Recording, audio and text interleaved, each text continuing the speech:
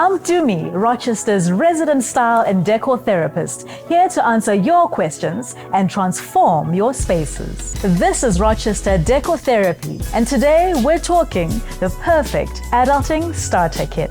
Our first question comes from Nina, who asks, I just moved into my first apartment. What essential pieces should I get to make my place look stylish without breaking the bank? I recommend starting with a comfortable, simple, two-seater couch. To complement your seating, consider the Steel and Rose DIY coffee tables, side tables, and plasma units from Rochester.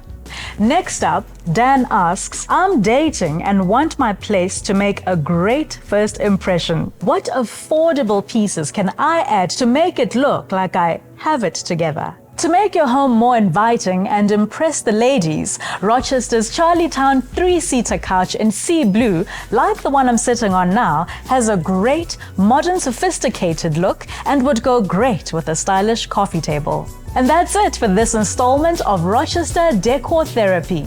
If you'd like your decor questions answered, simply add us using the hashtag Rochester Décor Therapy or comment below, and you might be featured on our next episode. Until next time, happy decorating!